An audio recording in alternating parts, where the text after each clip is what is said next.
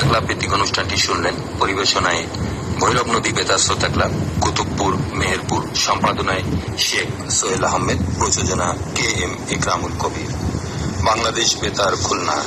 এখন বাংলা সংবাদ ঢাকা কেন্দ্র থেকে রিলে করে শোনানো হচ্ছে। এর পরপরই শুনবেন স্থানীয় সংবাদ ইংরেজিতে।